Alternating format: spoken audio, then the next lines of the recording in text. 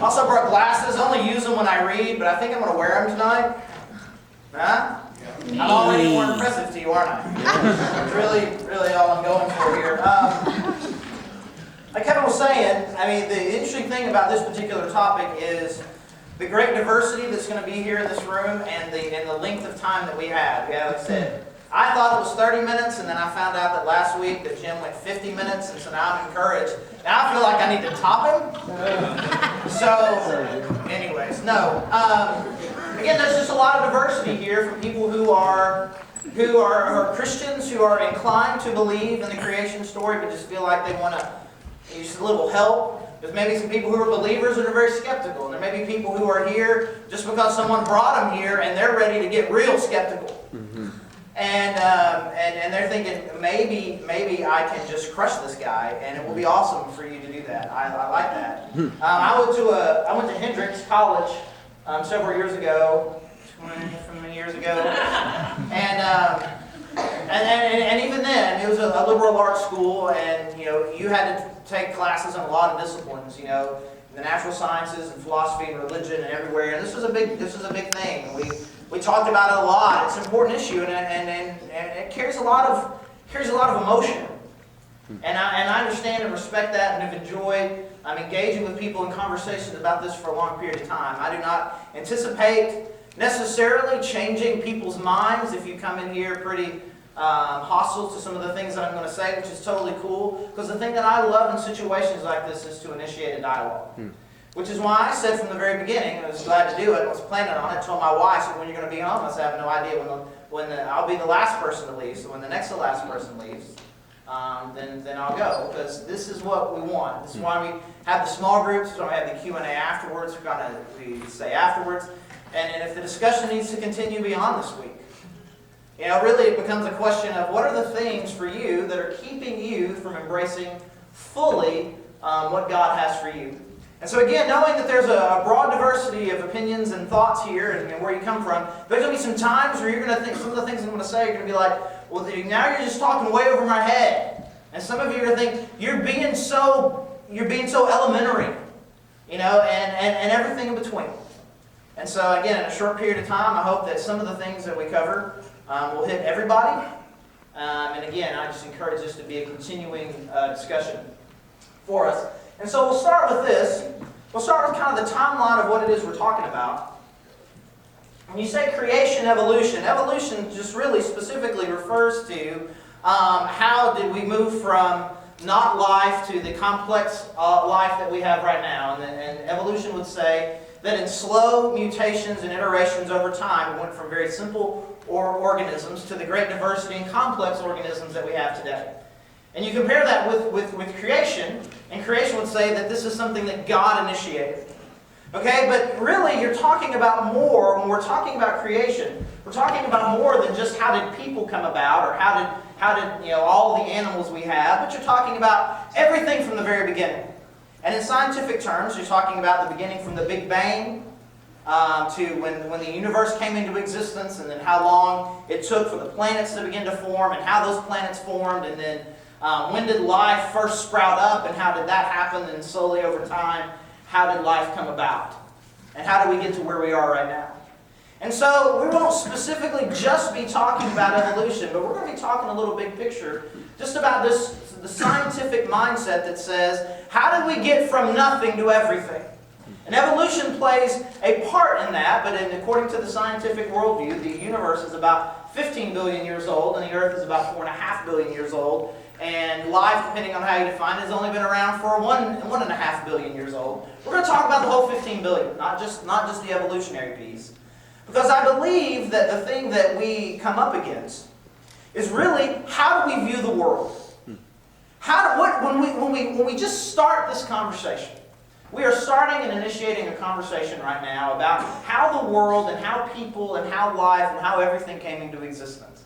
How do we approach it? What do you see? What are the presuppositions that you bring? And here's the thing. I'm a Christian.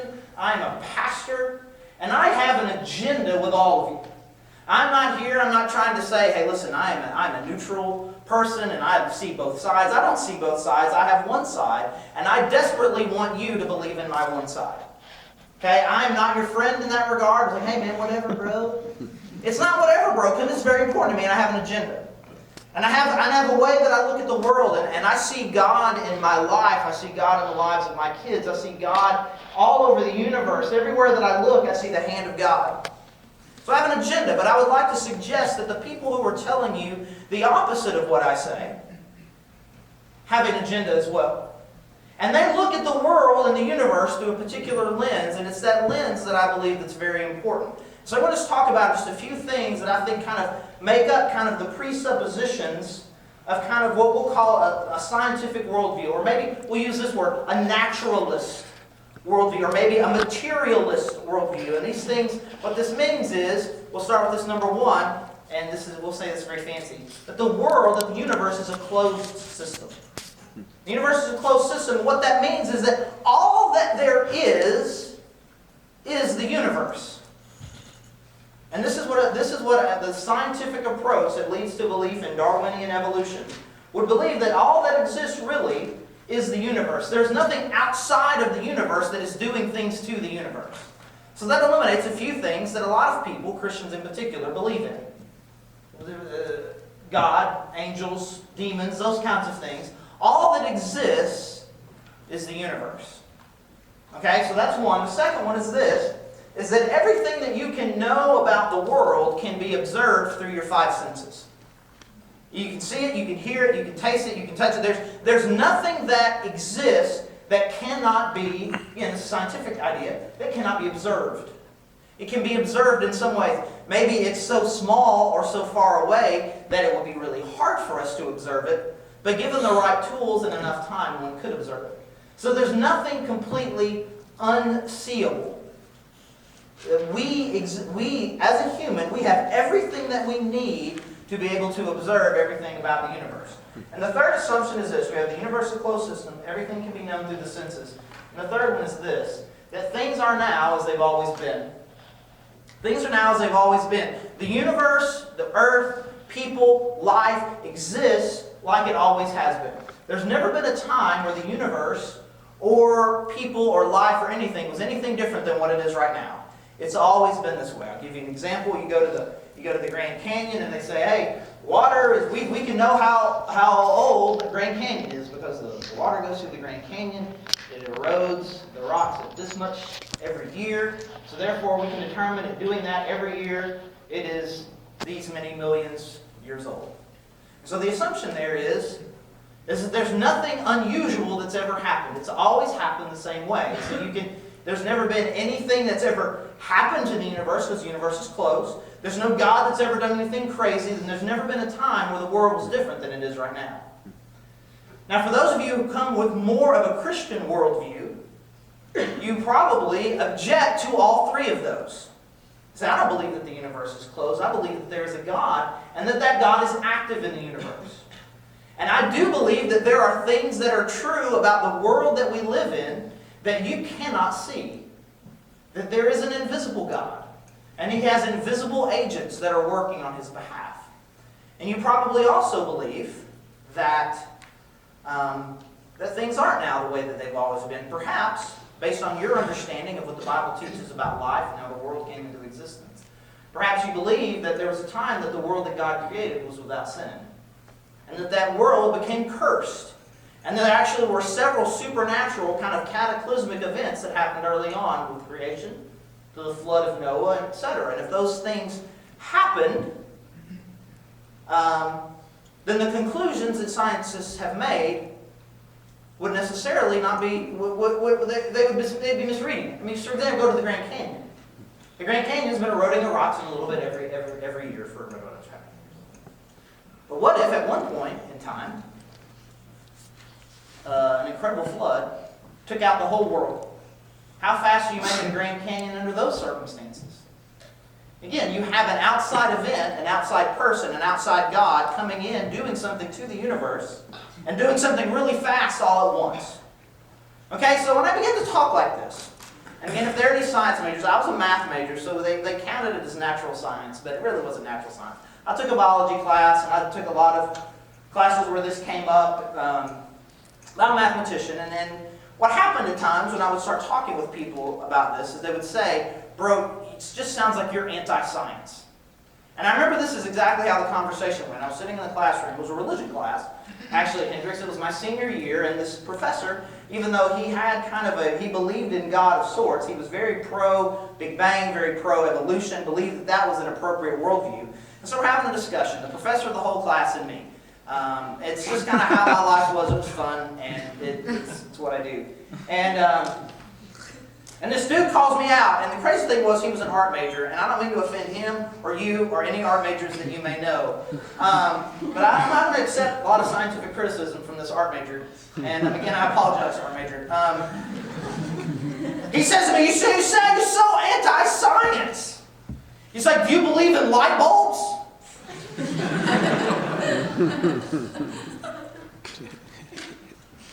Yes. See, it's science. Like, well, okay. And even the professor was like, I'm sorry that this guy's on my team.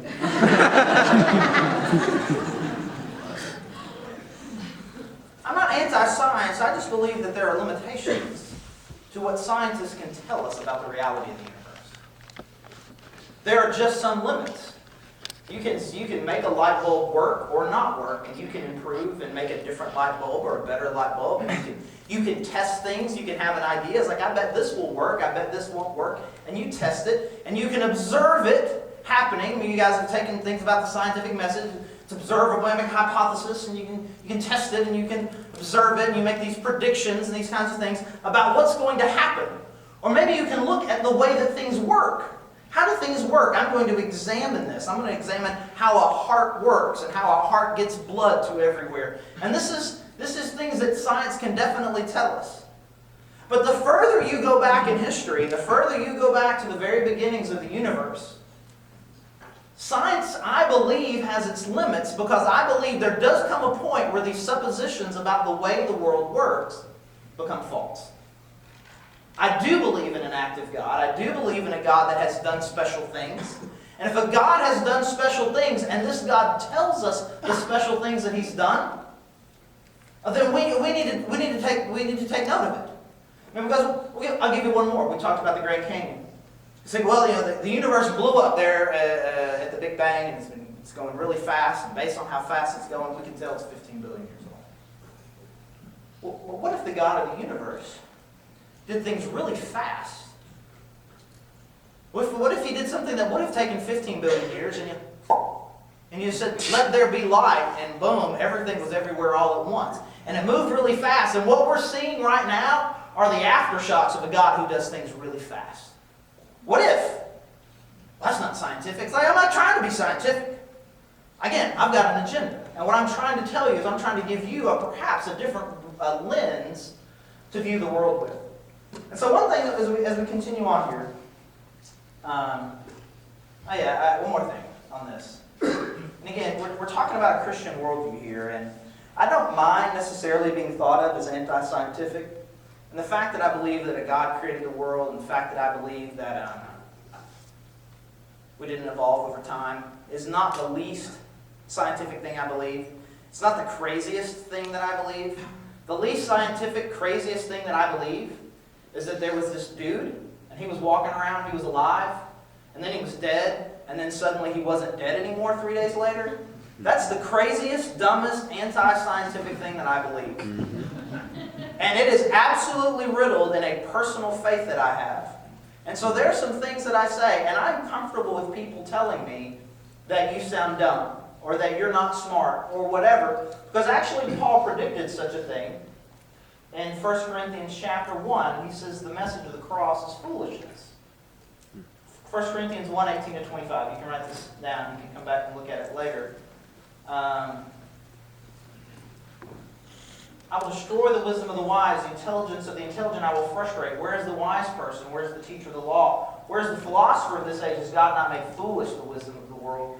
For since in the wisdom of God the world through its wisdom did not know Him, God was pleased through the foolishness of what was preached to save those who believe. Your first is a stumbling block to Jews and foolishness to Gentiles. Some things that I'm going to say are just going to sound incredibly foolish. And I feel like, personally, as a follower of Jesus Christ, that I'm comfortable with that. I'm comfortable with the things that I'm sounding foolish to people who look at the world with a completely different lens. And again, what I'm suggesting today is that we just kind of look at the world with a little bit of a different lens. But again, in our room this size, we have a lot of diversity. And I think it's important for us to understand kind of the diversity of thought that one can have. And really, you can just imagine just kind of a range of ideas. And we'll start over here with what we'll call atheistic evolution. Atheistic evolution is that there is no God, there is no outside source. Everything that happened, all that exists is the universe, and that's what happened. And all the way over here, we've got the craziest people, according to some, people who believe in a very literal 6-day creation. God created the world in 6 days, did not use any evolutionary processes. Why do you suggest that the earth is only a few thousand years old? And then you've kind of got everything in between. From a step from here, you have what we'll call a deistic evolution, a God who kind of started things in motion but doesn't particularly care and is not particularly involved, and he's just watching everything unfold. You have what people call theistic evolution, where there is a God and he's kind of guiding and leading and directing this, and he wanted to make sure that there were people, and he wanted to make sure this was happening. And so while it's using natural processes, it's being guided by a supernatural being. So we have all this thing. We have people, well, I believe that God used evolution some, but it was mostly creation or whatever. We have this whole spectrum. And everybody falls somewhere on that spectrum. Between there is no God and didn't do anything to, I believe, the biblical account 100%. And so one of the questions that people will ask me, and so we'll try to get some of these questions out, is there a point on that spectrum where what you believe, what you're saying, it's incompatible with being a Christian? It's just incompatible. You can't believe that and be a Christian. And so I just want to bring a couple of things. I'm not going to go so far as to say it that strongly. But there's one thing I just want to make sure that you understand, those of you guys who are wrestling with this as followers of Christ. Genesis 1:26 and 27 refers to us being created in the image of God. We were created special in the image of God. And the image of God is not something that evolves over time. The soul of a person is not something that evolves over time. And our ability to connect and relate with and be accountable to this God and to be special, particularly in His eyes, there is something unique and special about that. And so I do believe that it is incredibly important for you as any of you who are followers of Christ to make sure that you affirm the idea that people are a special creation of God. In addition to that, in Romans chapter 5, Paul talks about the gospel and says that it's through the sin of one person that sin and death entered the world. And so there was a time when there was not sin and death in the world, and then there was a time that there was sin and death in the world, and it was brought about by the sin of a person named Adam. Now, if Adam had parents and they were not fully human, and Adam was, say, maybe the first total human, first Homo sapien, but he had parents and grandparents and great-grandparents and great-great-grandparents, and they all died. And let's just be honest, they have had some measure of sin. Well, then the gospel doesn't make sense, not as Paul proclaims it. So I believe that it is very important for a Christian, no matter where you fall on this spectrum, to at least to wrestle a little bit with the idea that I believe that God uniquely created people. And it's also important to believe that there was a time when in our human race there was not sin. And sin came into the world by a deliberate action. This is the essence of the gospel. Now you can read Galatians 1 and 2 and come up with different ideas and try to accommodate some of that with some of the things that you feel like that you're being taught and learned. Chemistry class, physics class, biology class. And that's fine, but I think it is really important for us. And again, this is important for you, people who maybe are not followers of Christ. Is there something unique about a person?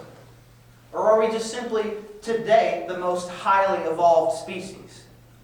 Do we have a special relationship with God? Does this God of the universe require something of us? And do my actions and the actions of my ancestors, do they do something to inhibit my relationship with God?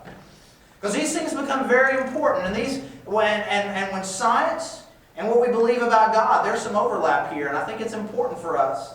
Because if we are simply the product of a long-term natural process, then it doesn't really make a whole lot of sense to say that I'm accountable to this God. But if I am created in His image, And I am special. And according to all throughout Scripture, it says that I was uniquely created by Him and formed with me in mind.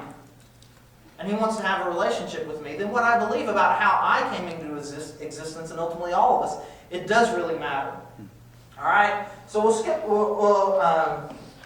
It's Romans chapter 5, 12 to 21, the thing about sin entering the world through one man. You guys are writing down references. So if we go back to these three assumptions, just kind of evaluate them. I don't think that it is bad as you ask yourself, do I believe that the universe is a closed system? Do I believe in the existence of, say, an active God? You can believe in, I guess, in an inactive God, a deist, if you will, a deist who believes in a God who created something but doesn't really get involved anymore.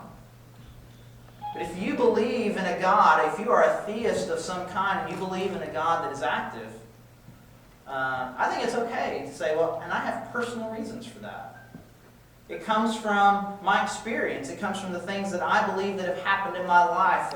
Stories that really don't have an explanation. Maybe a story that you wouldn't understand or something that I've observed. It's okay to believe that. And I believe that it's okay to start with that and say, no, I believe that there is more to this than what I see. And if that's the case, then again, I just want to suggest that there are limits to what a scientific worldview can tell you. Now, the second thing on these assumptions is really interesting, is to say that you can know everything there is to know about the universe from what you can see, hear, taste, touch, hear, your senses. It's a real interesting thing to say, because you know who else believes that? A tree, and a squirrel, and a fish, and a bird. They all believe that they can observe everything about the universe. A tree, try explain to a tree what smell is. And what a ridiculous thing, bro. Why are you even saying this? I say this to say, well, just imagine talking to another person. A person who does not have the sense of taste or smell. And you're going to try to explain to them what smell is. I tried this with my wife and daughters, and they're very, very stubborn. And they thought for sure that they could do this, and they kept using words like fragrance. Like, all right, what's a fragrance? Bah! And now they're just mad at me and the conversation's over, which is how conversations with Dad typically go. It doesn't make any sense. Smell doesn't make any sense unless you have some concept of what smell is. And so, what is it about us that makes us think, even if you believe in evolution, that this is as far as it goes? There's nothing else out there about the universe except what we can observe and see and taste and touch and hear. Again, that is a very arrogant thing to say. And regardless of what you believe about the existence of a God or not, there is a high likely possibility, just like someone who can't feel things on their finger, you can't explain texture to them, you can't explain sounds to someone who can't hear. It is entirely possible that there is another part of this universe that cannot be observed in any way by us that exists. And I would like to suggest that that is the spiritual realm. And such a thing does exist. And that third assumption, things are now how they've always been. I just don't believe that. Again, this comes from my own presuppositions about the Scripture. And I see a God who says that He spoke things into existence. I see a God that said that He flooded the entire universe. I see a God that said at one point in the story of the Tower of Babel that all the people were living together in one spot even though He told them to spread out. And so He spread them out is what it says. And so how did He do that? I don't know. It says He confused their language. It says He also separated them. What if He separated them by landmass? What if it was just one big giant landmass, as most scientists will tell you the Earth was, and He separated it? And not slowly, 1 inch every 100 years, but in a minute, boom! And what we see right now is just the shaking reverberations of an active God who did something in the universe. And what if the things that it looks like it took hundreds and millions of years to form, God spoke in an instant? What if things that are eroding very slowly, what if in fact they eroded very quickly over the course of time when there was an incredible worldwide flood? What if this isn't the world that God created in the first place? What if God created a world more like Genesis 1 and Genesis 2? One that was designed to sustain people to live forever. And death was not part of the original equation. And so the earth looked very different. The human body looked very different. And what happened was, when sin entered the world, God cursed the people. Now all of a sudden your bodies aren't the same. Now all of a sudden the earth isn't the same. It becomes less conducive for long life. What would you expect to see in such a thing? You'd expect to see at first people living a really, really long time, until life and the curse slowly sets in. And you'd expect to see people living a really long time and then slowly, slowly tapering off. Until then science comes back and you can bring your life expectancy back up through medicine and such things. That's a biblical worldview. Why did they live so long? I don't necessarily know. But I do know that God created a world and created people initially to live a really long time. To live forever, for death not to be a part of it. And so what I'm suggesting to you again is not a scientifically verifiable worldview. I'm saying to you, I come up with an assumption that there's a God in the universe that is active. He's been personal in my life. I've read His Word that Jim talked about last week, and this is what He tells me. And when I look at it, it all makes sense. Again, we're just talking about a different kind of lens by which to look at this. So this is the lens that I look at it with, and we'll just kind of wrap things up here, at least in this section, with some reasons why I don't particularly, again, on this spectrum of atheistic evolution, why hang out here more in Crazy Town? There's some things that I just don't think that have been adequately explained. And it's the best solution, it's the best alternative, it's the best idea that is out there for someone who believes in a naturalist worldview. Who believes that there is no God, who believes that all that there is the universe, and if the universe came about by itself, this is probably how it happened. And if that's true, if we are completely alone and all that is what we see, then yes, I'm on board. But if it's not that, then it doesn't really make a whole lot of sense to me. And there's some things that I believe that are completely hard to explain. And we'll start with the first one, which is, where did all the energy from the Big Bang, where did it come from? What you're asking me to believe is that all of the energy that it requires to have all of the planets and all the solar systems, all the galaxies, all of it was contained in an infinitesimally, pretend I said that word right, really, really small space. So small that it didn't really occupy space. And when space, what we call space, was created, was when time was created. So you can't say before. It's not before anything. Time doesn't exist. Space doesn't exist. And an infinite amount of energy is contained in a very, very small space. And then for no reason, without a cause, it blew up. And then what they say is that at 0.00001 seconds, we can explain everything with the laws of physics, everything that happened. And so what they want you to believe is, we can explain everything except 0.00001 second. Well, let's just say this. That's kind of an important 0.0001 second. I mean, it's not like it's somewhere in the middle, like we can't explain why bunnies have fluffy tails. Where did it all come from? How did it exist there? How did it exist in a place before time? How did it blow up? And what made it blow up? Well, nothing made it blow up. Nothing made something really big happen in a place that doesn't exist with an almost infinite amount of energy in it. No, just forget about that, but look at everything else. Look at all the evidence that we have from here. But all your evidence is based on something that doesn't really make sense. But you believe that it must have happened because my worldview dictates it. My worldview says that there is no outside agent that could have made it happen, and if that's the case, then what must have happened is what we say happened. And the same thing with the beginning of, how does life come from non-life? You talk about the primordial soup, you talk about the conditions of the earth, and suddenly you have these amino acids and these very simple pre-cell organisms that come out and they slowly replicate. Even the scientists will say that there really isn't enough time from the formation of the earth up until the time where we say life was created. There isn't enough time for it to have happened. And so you begin to insert theories. Well, like perhaps, you might have seen Prometheus. You know how the universe started in Prometheus? Like the alien kills himself and falls into the river, and I'm really confused with the alien. meant that he knew that was going to happen. He seemed a little disturbed by it, or maybe you just don't like blowing up your DNA going into the river or whatever. There are theories out there that say things like that. Not about not necessarily that, but maybe that small organisms were on a meteor that hit the earth. Because they're not really sure, not completely sure that there was enough time for all of this to happen. But we must believe that it happened because there aren't any other alternatives. Because there is no God out there to affect it. And then I just want to ask this question, and this is really a rhetorical question for me. When you say, well, the earth is 4.5 billion years old, and life has been around for 1.5 billion years, and you say, is 1.5 billion years enough time to go from really simple pre-one-cell organisms to all the diversity we have right now? I say 1.5 billion years, and you're like, dang, man, anything can happen in 1.5 billion years, couldn't it? It's 1.5 billion years!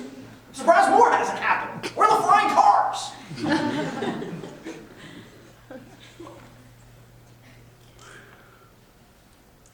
So two parents have a kid, and that kid is a little bit different.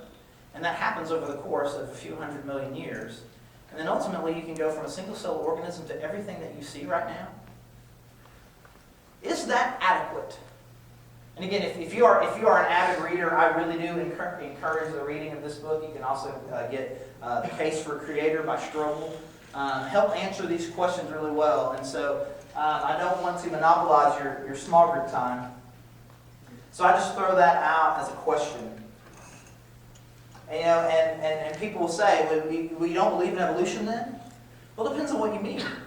I mean, I have brown eyes and dark hair, and my wife is really sassy. And you put us both together, and we have a sassy 17-year-old daughter with brown hair and brown eyes who's real sassy.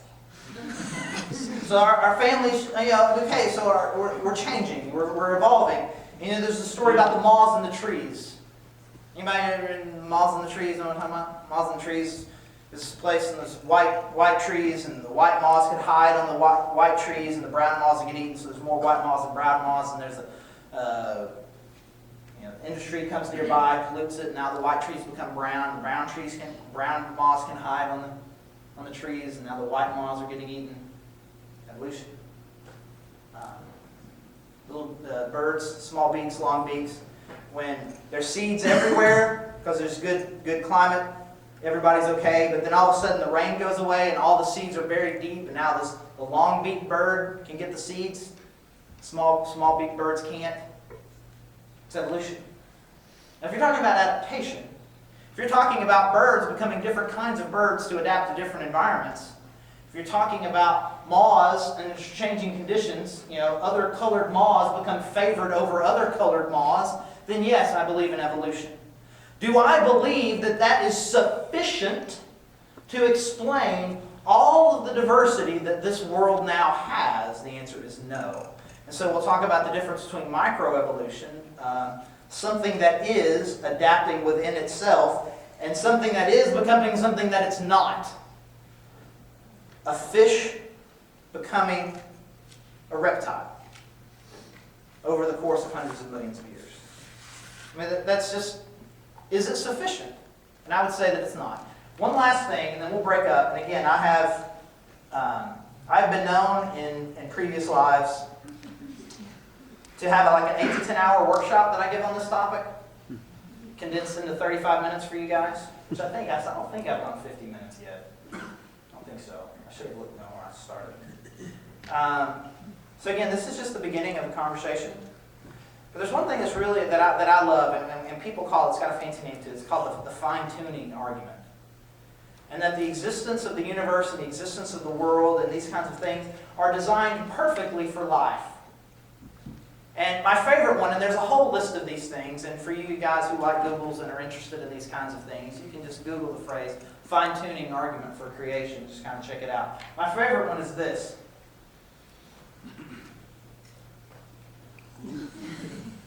If the initial explosion of the Big Bang had differed in strength by as little as 1 in 10 to the 60th power,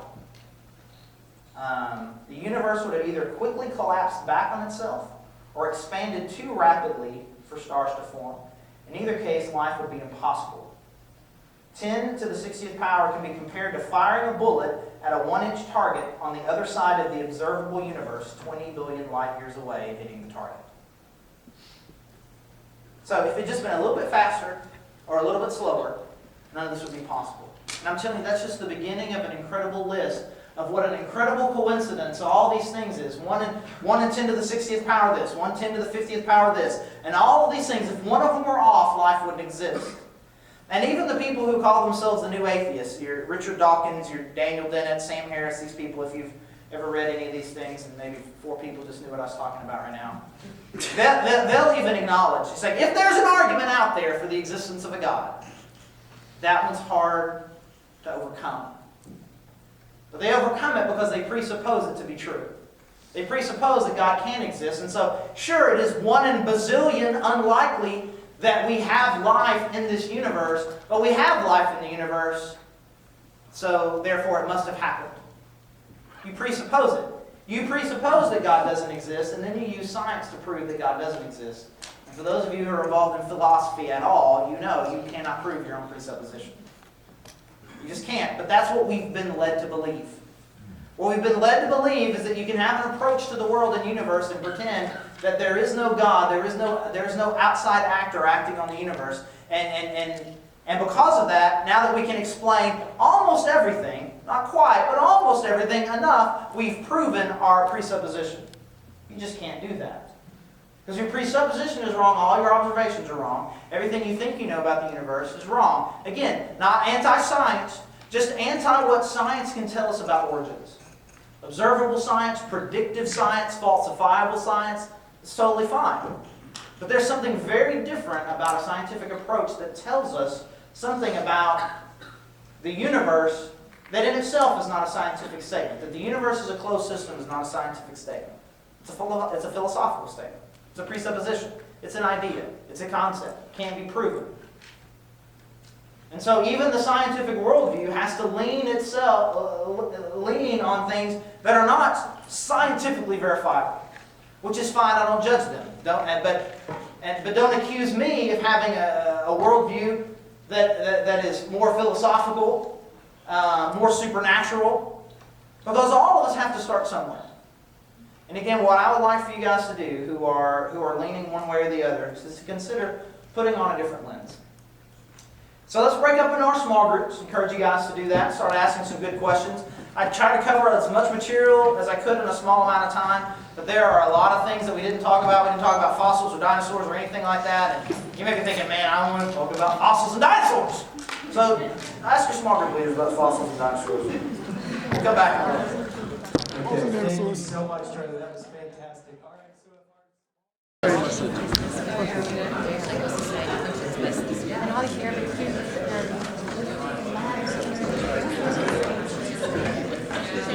okay, we're gonna open the floor here. Thanks. And are you ready, Charlie? Okay, we're gonna open up the floor, and again, so just raise your hand, and Charlie's gonna kind of just work the room and pick. And I'll throw the flag here in a little while, okay? So. You are clearly the most enthusiastic. Oh, wait, no, you were just raising on his behalf? Is that what you're doing? You were raising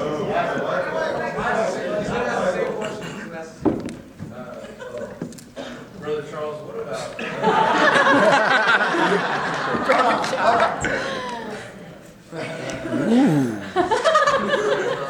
Really though, what about the dinosaurs? That's our group. Yeah.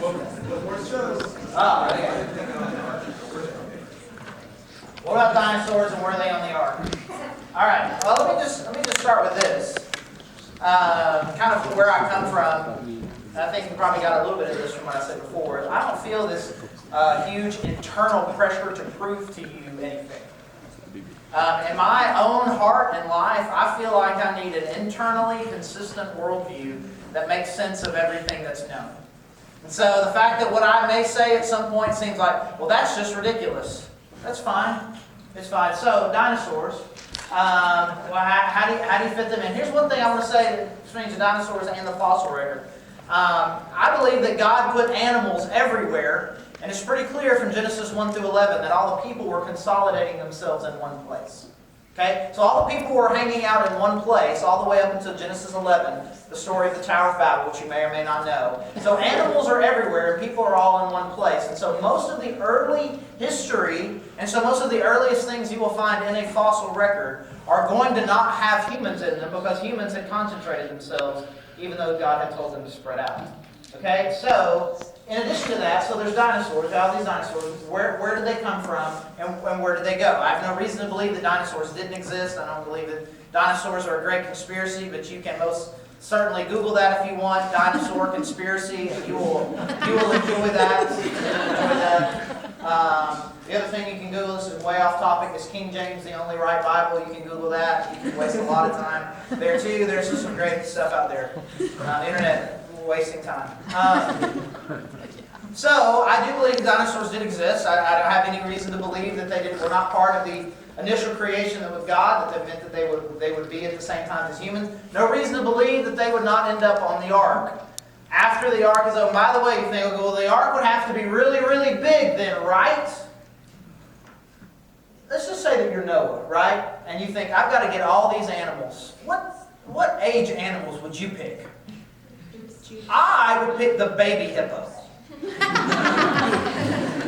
know, we just think, well, they have to be completely fully grown. I mean, if you take small animals from all of these, then size does not become an issue at all. And so now you've got basically, essentially a new world, a new ecosystem that's been created post this worldwide flood, where it says that water was coming up from here, coming down from here, and covered the whole world. We've got a completely different ecosystem, and you would imagine in this new ecosystem, some animals will make it and some won't.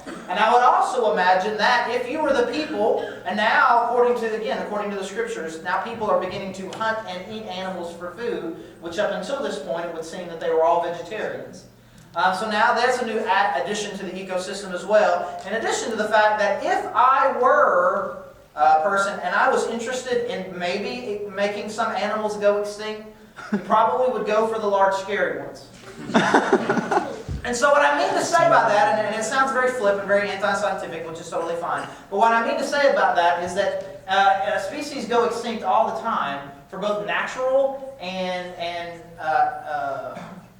human reasons. Which again, if you believe in evolution, anything that a human does would still be natural. Everything's natural. So even just so humans cause their extinction. They cause their own extinction by the change of the new environment or whatever. But I don't have any problems.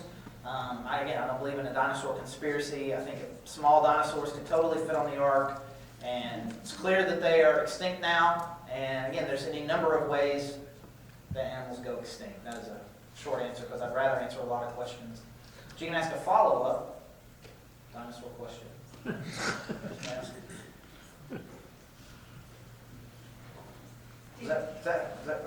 Well, I mean, I just have a question along with the dinosaurs. Yeah. Did God choose the animals, or did Noah choose the animals? Well, I would say that God chose the animals, and so that was really kind of a flippant, silly statement that I made. But I would think that given the limited amount of space, so I'm saying hypothetically, if we were to say that all the animals that existed at that time, if space were an issue, God could work that by making sure that the animals were smaller versions of the animals. So that's because one of the objections that people make is they just imagine, how can you fit all those animals in the ark? And you imagine an elephant as big as an elephant gets, a hippo as big as a hippo gets, or whatever. And so we just think that in this instance, it is plausible. This is kind of where I go with a lot of these more apologetic questions. I just want to suggest something to you that is plausible. And it's plausible that it was smaller dinosaurs that God led to Noah in the ark, and could have become extinct post the flood for any number of reasons. How much can new scientific discovery shape the way we view the Bible and creation? Let's say certain things are scientifically discovered about creation, or that 0.0001 seconds at the Big Bang. How much could we let shape what we believe and think? So you're asking this question just kind of like as a Christian, comma. Yes. Okay, so this is a Christian question. Yes. Okay, got you.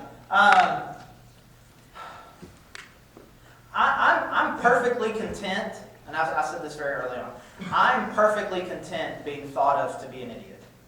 I really am. I'm comfortable standing in front of people who disagree with things that I say and to come across as naive or simplistic. They said I feel like I'm in good company there because that's what Paul said.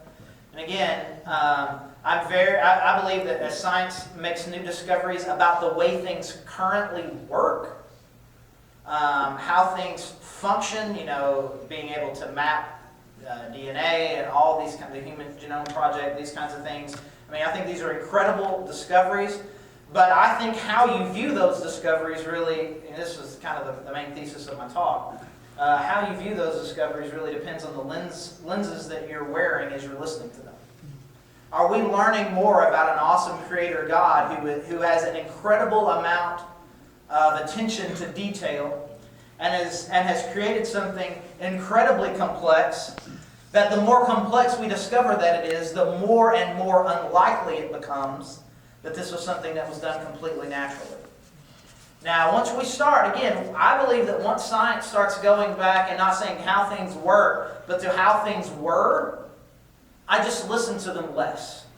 Because I believe science becomes very limited, because there's some crazy things I know that I believe about, start from Genesis 1 to Genesis 11. There's some crazy things that I believe that affect everything that I think happened in the initial stages of the universe. And so, if I believe these things, once they start speculating on these things, I'm like, oh, that makes sense from their point of view. And it just kind of just goes, bink. It doesn't crush me, it doesn't hurt me. I was like, that makes sense. I'm glad you guys are trying to think of it. This is good thinking on your part, but you're kind of missing the big picture. And the big picture is theism. God is active. And if God is active and God is interested in you and interested in this universe and has an active role to play, then at a minimum your origin story is way off. Did that answer your question? Yeah. Did you ever follow up to that? Trying to think of one real quick. So let's say there was like a dating system that was 100% verifiable. Some would say that that's out there, that we can guaranteed know something is 2 million years old, give or take, whatever. How does that do we let that shape kind of a reinterpretation of Genesis, or do we find something to fit that into what we believe, or do we reject it completely? Again, I try. One thing I wanted to make sure that we're clear: if you're wanting to have a Christian worldview, the unique creation of man and woman is essential. I do not know how that you can believe in the gospel as it is presented all throughout the New Testament if the first humans had parents and grandparents and great-grandparents. Now, you want to talk about in the first 6 days of creation, where the first 6 days were they, in fact, millions of years long, and God just called it a day, and really He just meant a period of time. And there was all sorts of chaos, and the Big Bang, and all those things is exactly how God did it, all the way up into the point. If you want to believe that, we can have a spirited discussion about that, and there's all sorts of spirited discussion. You can just, again, you want to waste your time on Google, old Earth creationism versus new Earth creation or intelligent design. You're going to get a ton of different perspectives on this. Where I land, if this is, and I'm the one that's talking, so I guess I can say whatever I want.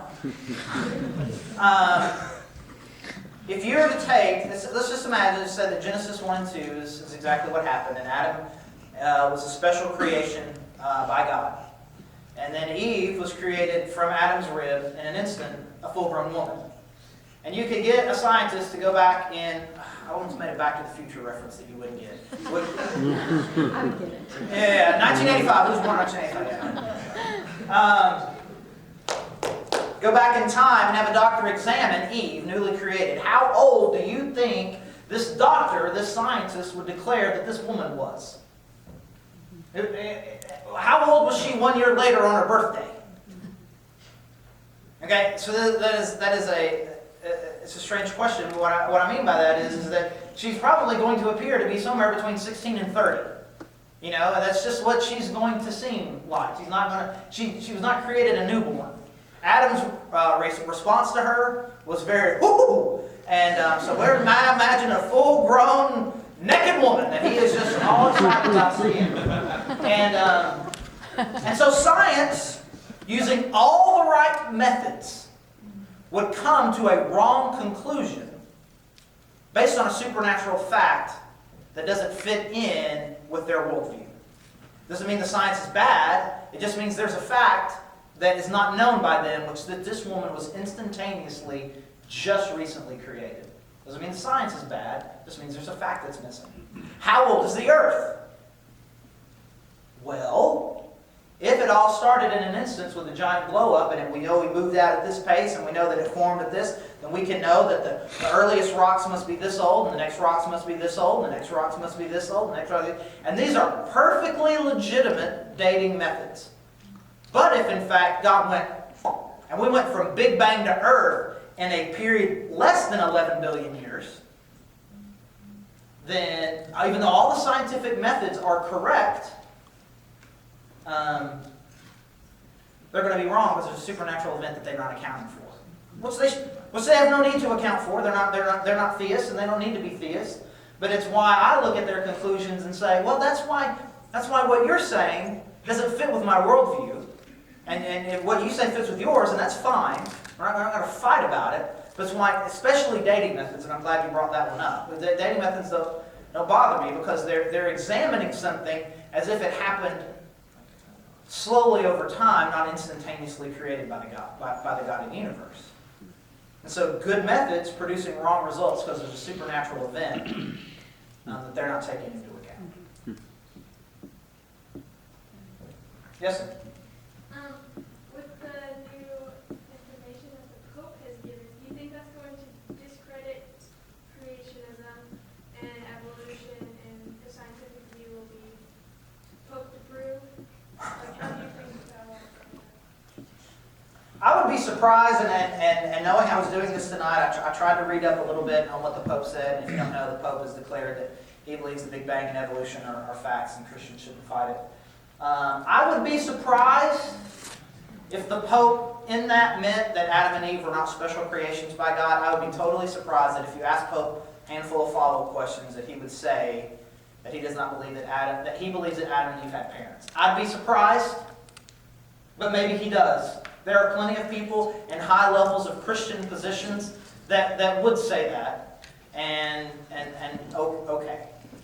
I understand that there is a lot of pressure, and now, I mean, can you imagine? I mean, here I am sitting here, it's just some moron in front of you, and now I'm just going to start casting judgment on the dadgum Pope.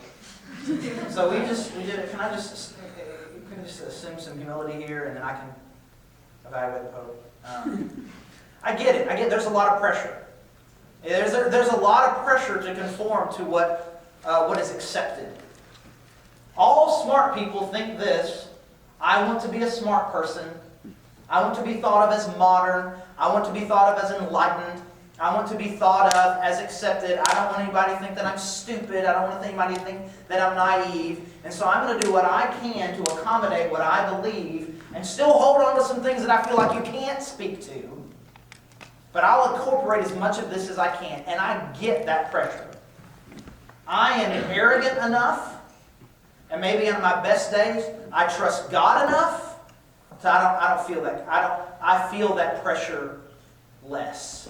But I get that kind of pressure. He feels it, you feel it, and it seems so overwhelming by consensus. But if a group of people who look at the world through the same lens come together, they're going to come to the same conclusions. And what they have, I mean, they have these huge appeals to authority. We're the authority. We've declared ourselves the unbiased authorities on all subject matter upon which we decide to speak upon. I think I said upon twice. And so therefore, scientists say, well, that's just like, and it becomes the equivalent of, well, the Bible says. Now, in a different context, we're sitting here talking about it, I say, hey, the Bible says, blah, blah, blah, blah. And you're like, well, okay, the Bible says. And it's just an appeal to authority. And so, Jim Toss asked, can we trust that authority? And I'm suggesting, scientists say, can you completely trust that? And in what context can you? Because I believe there's some contexts in which you can and some in which you can't. And so I don't feel that kind of pressure because I think they're overreaching and their presuppositions about life. But good, yay po. But I look at that as feeling the need. Again, I go back to your pressure. I feel the need to accommodate because I don't want people to think that I'm dumb.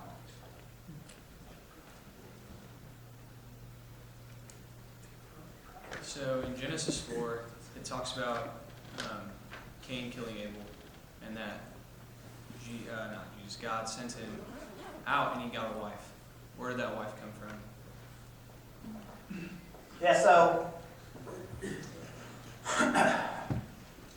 there's a handful of ideas out there.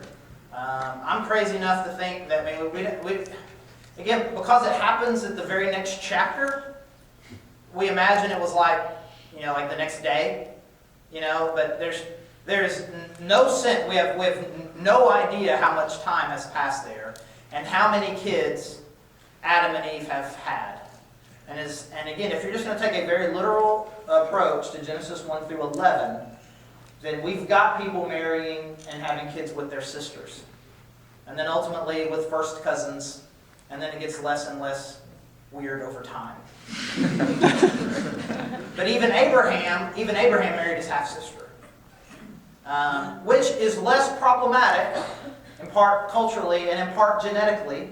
One of the reasons why it's bad is because of all the recessive genes from harmful mutations that have come over the last several thousand years, which would not have been in play very early on because they were not created with disease deficient, recessive genes or whatever. These things came over time. Again, small m, small e, microevolution. And so it was okay. And so that's what I believe. Other people would say that post Garden of Eden, that perhaps God was involved in some more creation at that point, and they base that believing that Genesis 1 and Genesis 2 in fact tell two different creation stories. But I'm perfectly comfortable with the idea that you're marrying sisters and brothers and first cousins and second cousins, and by the time the story went down with Cain and Abel, that a few hundred years had passed. Again, we're operating under a worldview where such a thing is not even possible. It would not even be possible for someone to have had a lifespan that long ago to live long enough to be able to marry, for all of this to have happened. But if in fact they were living hundreds of years, then it is possible. And I've given, again, a ridiculous sounding but plausible reason for that based on the condition in which the earth was initially created.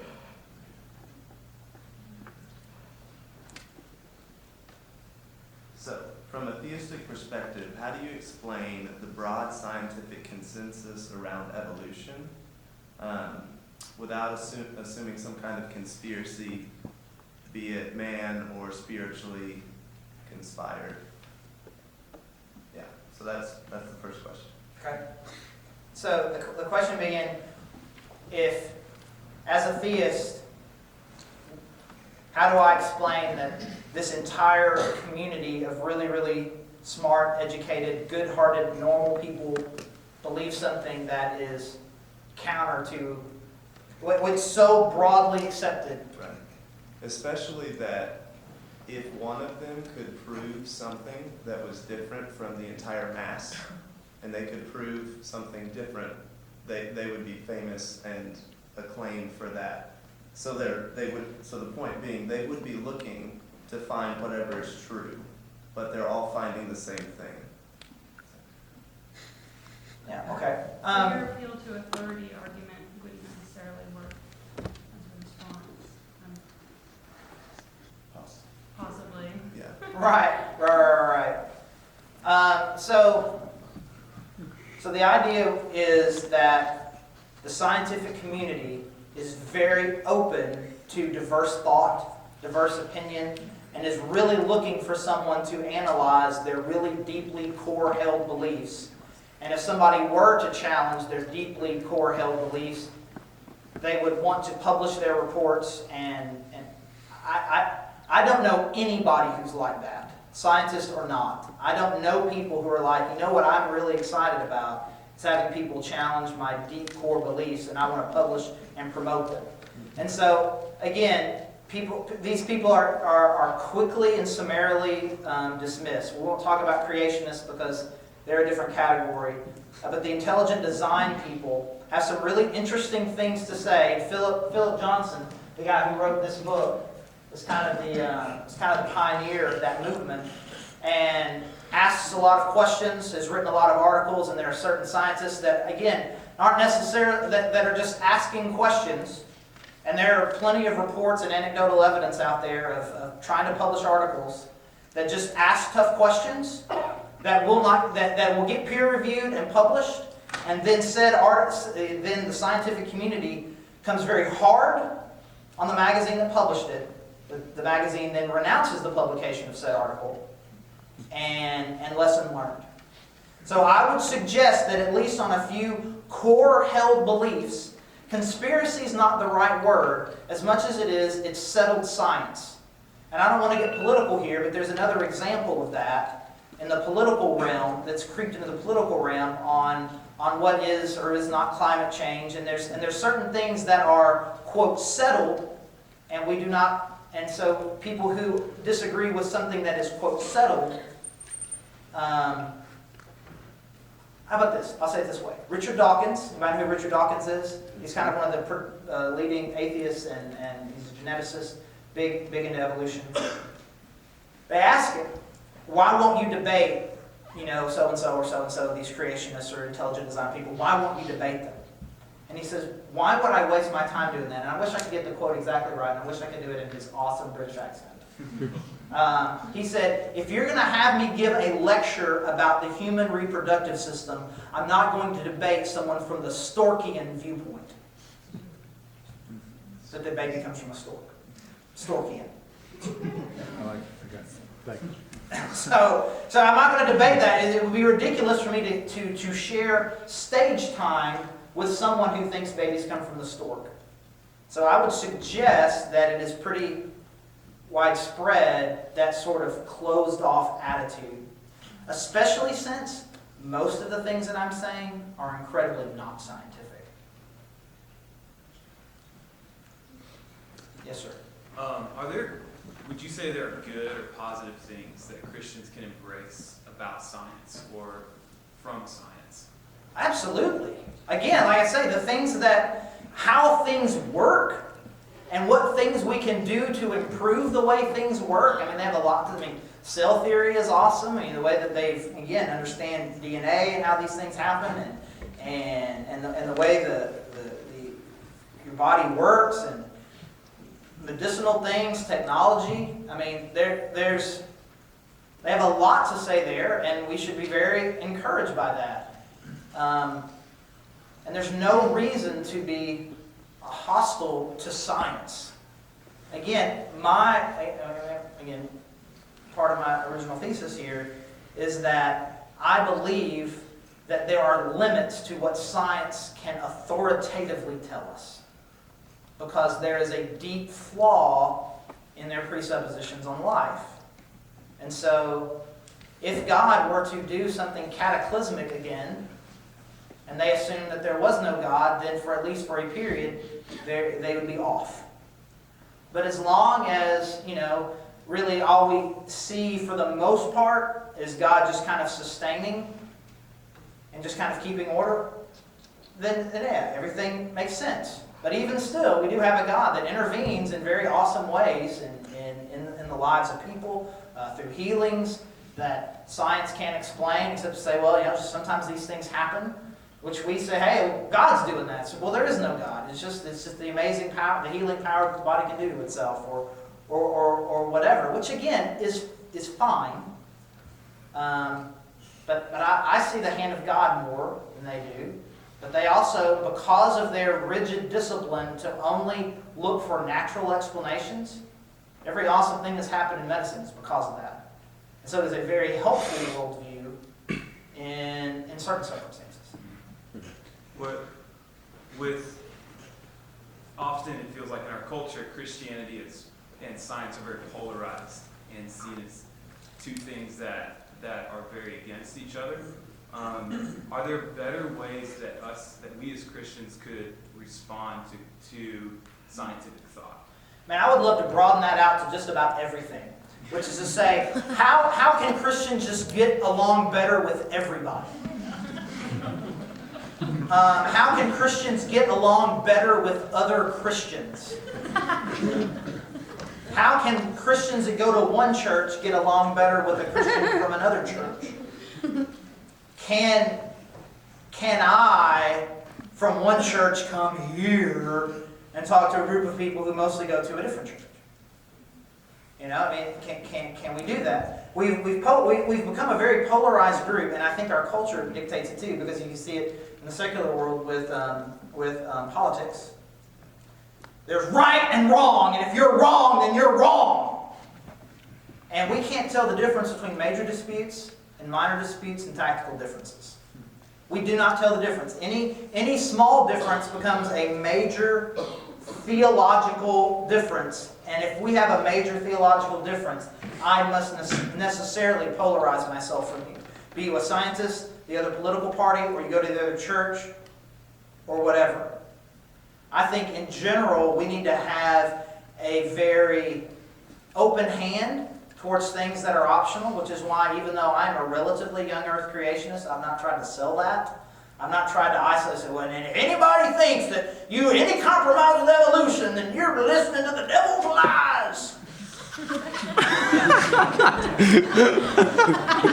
It's just not particularly helpful, and it doesn't spawn what is most needed, which is healthy dialogue amongst people. If my mission in life is to, as our church says, to reach people to become fully devoted, world-changing followers of Christ, then I'm going to do everything I can with people who are both Christians and non-Christians to help that end. And so if I can get you to think that I'm a good person who loves God just like you do, then we as Christians, we can get along well together, and you will think well of me the next time you hear of somebody visiting our church. Talking to someone who is not a Christian, who has a very scientific worldview, and is rejecting theism for some reason, if I can engage him and come to where he is and not, again, use phrases like devil's lies with him, and I can just love him where God has him,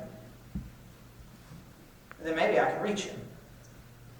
And so if you are of another religion or not a religion or the same religion, we just worship across the street, I believe big picture. Now you got me on. We got our own thing that used to be something I used to talk about a lot when I was in college ministry at Hendricks. Now you got me something I'm going to talk about right now. You push the button, I better stop. Okay, I will have to throw the flag at this point. Is that okay, guys? Is this all right? Y'all mad at me now for throwing the flag here? But we have to clear out the building here in just a little bit. So can we just thank Charlie Lofton for coming in tonight? Thank you so much.